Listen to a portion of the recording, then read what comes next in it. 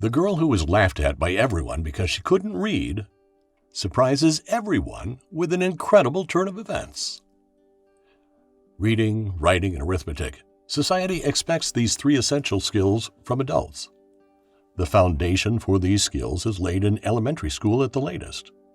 Suppose a school child has problems keeping up at this vital stage. In that case, difficulties are foreseeable throughout the school career and life. It is therefore all the more important to have an empathetic and motivating effect on children who are weak in reading, for example. Naturally, this applies to parents, and especially teachers who care for such a child. This is the story of Mariana, a second-grade student who found reading difficult at first. But then she surprised her classmates, her mother, and even her teacher with an incredible turn of events. Mariana was a delicate and sensitive girl. Her problems with reading had become apparent early on, so her mother had tried to introduce her to simple children's books to give her her first reading experience, unsuccessfully. Mariana needed help to recognize and understand words correctly.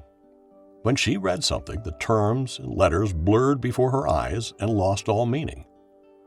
Her parents had always supported and encouraged her. However, Mariana still managed to develop reading skills at a different level than her peers. When Mariana started school, the problems worsened. It wasn't long before her reading difficulties were noticed by her teachers. When Mariana's parents had previously hoped that the teacher's pedagogical influence would positively affect their daughter, they quickly had to give up hope. One day the situation escalated. The teacher asked the students, one after another, to read parts of a fairy tale. The story was about a prince who wooed his future princess by presenting her with rare and particularly beguiling-smelling flowers. There were 15 students in the class, and they all had to read a part of the fairy tale. Before Mariana, 9 other students had to complete their reading assignments. Each student mastered their section with flying colors and received praise from the teacher. However, nervousness was rising in Mariana. She noticed how confidently the other students got their assigned task and were sure that she would do worse than all the others in this task. When it was Mariana's turn, she was already at her wit's end before she had uttered her first words. She tried to concentrate on the terms and took a deep breath. Then she was called on by the teacher. Mariana was still taking breaths. A few seconds passed that seemed like an eternity. Then she began to read the text.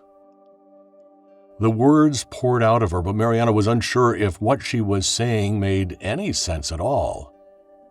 Around her, she heard quiet whispers and then equally silent laughter. "What does a pilot have to do with history?" the teacher asked, shaking her head. Mariana felt hot and cold at the same time. She knew now that she had read nonsense and had failed the tasks. "That's not the way to do it. Actually, you should be put in with 5-year-olds, the teacher said almost angrily. Mariana didn't know what to say or what to answer, or if she should say anything at all. She would have preferred to sink into the ground with shame. She was 7 years old, and putting her with preschoolers who would have been an incomparable humiliation for her. Mariana burst into tears. She spent the rest of the day at school, but the lessons flew by. Her mind was still on the failed reading lesson. At home, Mariana told her mother, Christina, about the incident. She was stunned at first. She could understand that her peers had laughed at her daughter, because this was expected from children. However, she could not understand the teacher's behavior. Christina therefore decided to get to the bottom of her daughter's reading difficulties. In the following days, she had several conversations with Mariana. The mom asked the daughter to explain exactly what was causing her difficulties in reading. Christina listened attentively, appreciated her daughter, and asked some follow-up questions. In this way, she came to the conclusion that, on the one hand, Mariana lacked reading experience, but on the other hand, she could not make sense of the stories she had to read. Therefore, Christina felt hopeful that increased practice would help improve her reading ability. From then on, Christina gave her daughter intensive tutoring. Every day they studied a new book, first with elementary children's stories, then with more challenging material. At school, the class teacher assigned Mariana to a unique remedial course. However, progress could have been faster, and Mariana was also frustrated. So Christina worked out a plan to help her daughter. She had gathered from the conversation that the children's stories didn't make sense to Mariana, and so Christina decided to provide her daughter with more challenging reading material, magazines, and the daily newspaper, for example. Nevertheless, she was still determining whether this approach would help or only further confuse her daughter. Could a 7-year-old child read the daily newspaper and understand its contents with all the political and social issues it dealt with, which sometimes overwhelmed even adults? It was worth a try. So Christina put the current daily newspaper in her daughter's room. Mariana noticed her mother when she opened the door to the children's room and put the newspaper on the dresser. She glanced at Christina, but she said nothing, just nodded at her daughter. Christina entered the living room and sat in front of the television. She couldn't concentrate on the program. Her thoughts were on her daughter, and she wondered if she would read and understand the newspaper there. She waited for Mariana to enter the living room, as she always did at this time of day, but nothing happened. Was that a good sign? After more than an hour, Christina couldn't take it anymore. She rose from the sofa and quietly opened the door to Mariana's room. Christina saw, to her delight, that Mariana was lying on her bed studying the newspaper. She was so absorbed in the text that she did not notice her mother standing in the doorway.